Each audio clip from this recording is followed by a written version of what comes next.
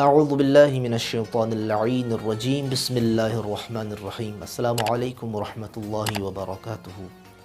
تمام ناظرین کو فکر قرآن چینل میں خوش آمدید کہتے ہیں۔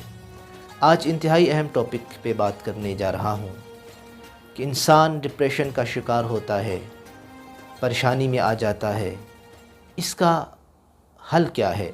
آج ہر انسان پریشان ہے، مضطرب ہے، اضطراب کی کیفیت میں ہوتا ہے۔ تو کیا کیا جائے یہ ڈپریشن دور ہو جائے اور انسان جو برڈن محسوس کرتا ہے اس سے نجات کیسے حاصل کی جائے؟ اگر ہم دیکھیں کہ ایک انسان کے پاس دولت بھی ہے، مال ہے، اچھی جاب ہے، نوکری ہے، گاڑی ہے، بنگلہ ہے، لیکن اس کے باوجود وہ پریشان نظر آتا ہے، اس کا مطلب یہ ہے کہ مال کا ہونا ڈپریشن کو دور نہیں کرتا، پریشانی کو دور نہیں کرتا۔ پھر کیا چیز ہے کہ انسان وہ چیز حاصل کرے اور پھر اس کی پریشانیاں، اضطراب، قلق دور ہو جائے؟ تو اس میں کوئی پریشان ہونے کی بات نہیں ہے، سیدھی سی بات ہے اور پریکٹیکلی بات ہے۔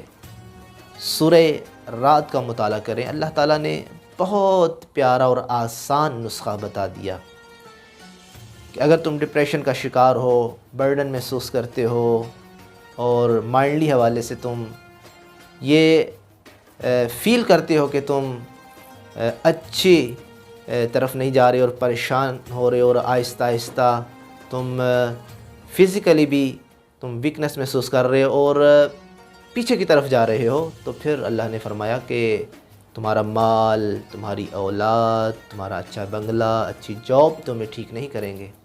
الذین آمنوا وتطمئن قلوبہم بذکر اللہ، کہ جو لوگ ایمان والے ہیں ان کے قلوب، ان کے دل ذکر پروردگار سے ہی مطمئن ہوتے ہیں۔ الا بذکر اللہ تطمئن القلوب، اللہ نے کہا یاد رکھو کہ میرا ذکر ہی تمہارے دلوں کو اطمینان بخشے گا۔ تمہاری ڈپریشن، تمہارا برڈن، تمہاری پریشانیاں ساری دور ہو جائیں گی، لیکن شرط یہ ہے کہ تم حقیقی معنوں میں اللہ کا ذکر کرو، اللہ کو یاد کرو، اللہ سے لگاؤ ہونا چاہیے، اللہ سے وابستگی ہوگی تو پھر یہ ساری پریشانیاں دور ہو جائیں گی۔ جب اللہ کا ذکر ہوگا تو پھر کوئی ٹینشن، کوئی پریشانی تمہارے ارد گرد نہیں آ سکتی۔ لہٰذا جو یہ چاہتا ہے کہ آج کے اس ماحول میں وہ ڈپریشن اور برڈن، ان جیسی بیماریوں سے دور رہے، تو پھر اللہ کا ذکر کرے، اللہ کے قریب ہو جائے، یہ بیماریاں تم سے دور ہو جائیں گی۔ دعا کرتا ہوں کہ اللہ تعالی ہمیں اس آیت پہ عمل کرنے کی توفیق عنایت فرمائے اور اس نسخہ کیمیا کو باقی احباب تک بھی پہنچانے کی توفیق عنایت فرمائے۔ والسلام ورحمۃ اللہ وبرکاتہ۔